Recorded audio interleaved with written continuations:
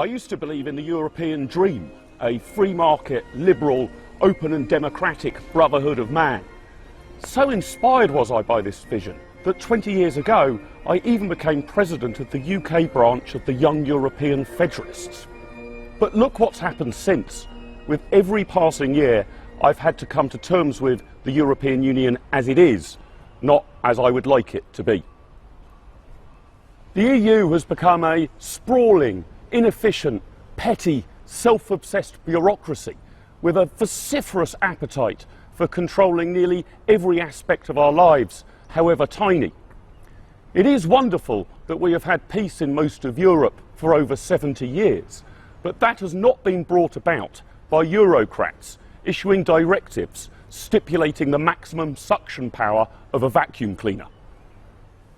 Worse still, the EU has failed to tackle the big issues. Rules around the single currency have largely been observed in the breach. Only Luxembourg has abided consistently with the convergence criteria since 1999.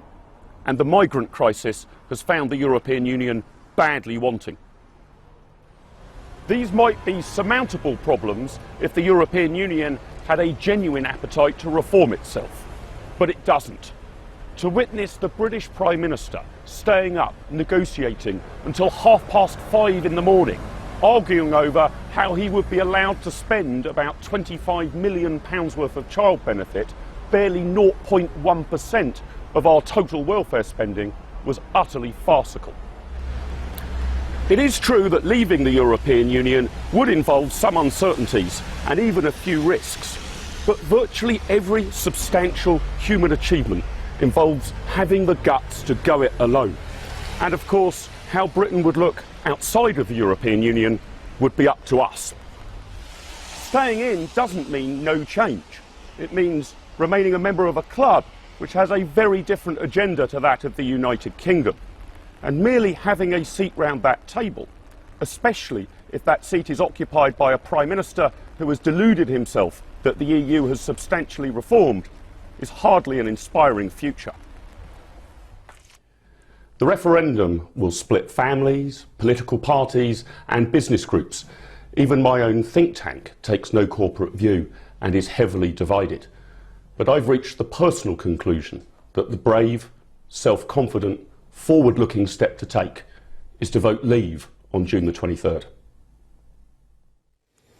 And as if by magic, Mark Littlewood leaves the IEA and joins us here on the Daily Politics Show. You don't have far to walk, it's just around the corner. That's right. Welcome here. Now, when you were once the president of the UK branch of the Young European Federalists. That's right, 20 years ago, yeah. So I guess you didn't get out much when you were young. That's right, yeah. Well, I mean, it felt like a good hobby at the time.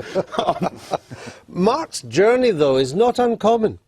Many people have made this journey of Mark's generation and older who, without doubt, voted to stay in 1975 and now are either saying, like Mark, I'm not going to do that again, or I'm much more uncertain. So something has changed. Something has changed, yeah. I mean, 40 years of history. Also, some of the justifications for the EU back then seem like ancient history now. The war was much more of a presence in British national life. That was a viable argument back then. It doesn't really feature at the moment in the debate. So we're 40 years on, and it's very different. I think also anyone who's ever had any dealings with the European Union tends to become a bit more sceptical of it than you were when you started. I've had some dealings myself, and you cannot help but be frustrated by its endless delays, etc., the sort of things Marx was saying. I don't myself conclude that therefore it's better to come out, because you very candidly said in the film, Mark, that there are risks with coming out. I'd be interested to hear what you think those risks are. I think the risks are this, that it is true that if you want certainty about where Britain's going to be over the next 5 years, you should probably vote to remain. If your ace of trumps card is you care about certainty, you should vote to remain. The risk would be this. A very powerful impulse, won't it? A lot of businesses, for example. It may be, and I'm readily conceding that out is less certain than in. So certainty is what you want, vote to remain. The risks are, what sort of trade deals could we get, how quickly, what would our relationship with the rest of the European Union look like? Would we be in EEA? Would we be in EFTA? Would we reform those sort of free trade arrangements? That is a lot of uncertainty. And big business particularly doesn't like uncertainty, right? So I'm unsurprised that most of the FTSE 100 want things as they are. Unless things are utterly terrible, the status quo is the default option for people who are doing well out of the status quo. So there would be some degree of uncertainty.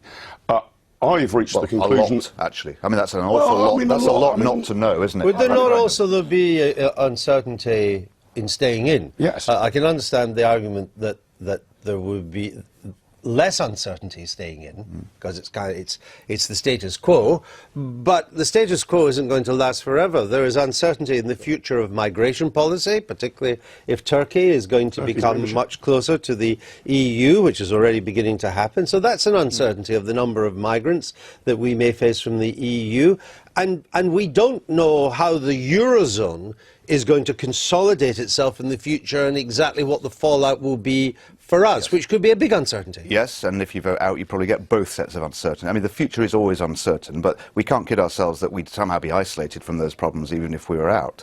I think it's still the case, that I think Mark would accept this too, that the uncertainty of not even knowing what our relationship is on trade, for example, with the European Union is a huge one, and it will take us years. And there's another risk too, which we might end up pretty much where we are anyway. That negotiation might lead... That hardly sounds like a risk. No, it's a risk for those people who want to leave. They're making the case that actually there's a future for us which is significantly better. It may well be the case that the future for us, even if we leave, is not that different. Well, in that case, leaving would not be a risk, right? I mean, to my mind, this goes to the kind of confidence around the United Kingdom and this sort of cling to nurse for fear of worse idea.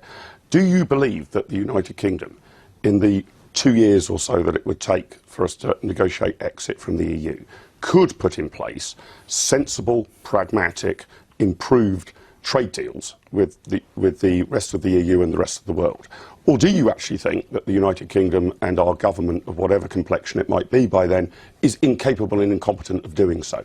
It seems to me if you don't have confidence that the UK government could put these things in place, then you're probably better off to be run by Brussels. If you are confident that the UK government could put these things in place over a 2-year period, then I don't really see what the fear is of leaving. But you say run by Brussels. I mean, and you point to some irritations, though they're quite minor on vacuum cleaners, and the jury's a bit out on that one anyway. But as we go about our daily lives, in what way does the European Union impinge on us? Well, you're right. The vacuum cleaner thing is a side issue, really. Okay, this is not substantially diminished British GDP. I didn't bring it up. There's an EU issue on vacuum cleaners. But I think it goes to the nature of the beast, right? That whilst there are substantial, serious issues confronting the European Union, the stability of the Eurozone, the migrant crisis, what we actually have in Brussels is committees of people who are dealing with trivial health and safety standards. That is not necessarily a major impact on the British economy, but it speaks to the nature of the European project. But as you go about your life today, in what way will the EU impact on what you do? Well, I think virtually every consumer product that you can buy in the United Kingdom is regulated by European Union standards. So anything you buy in a shop will be dictated to some degree by European Union standards. But what could you buy here that you can... what couldn't you buy here that you could buy in America? Well, I think there are different regulations about confectionery, for example. So it hasn't changed British. Well, the issue is this, Andrew. You see, what I'm a bit worried about is the British government too often hides behind the fig leaf of European Union directives. It is not the case that we have a bunch of civil servants who are secret free market liberals. We will have our own regulations about it, but they will be ours, and we will be able to directly hold to account the people who are making those regulations and argue about the pettiness and change them, rather than looking across the water to a Brussels bureaucracy that frankly nobody understands and finds totally impenetrable. All right, Mark Littlewood, we'll leave it there. Thank you very much. You didn't frankly have the balls to put country before party.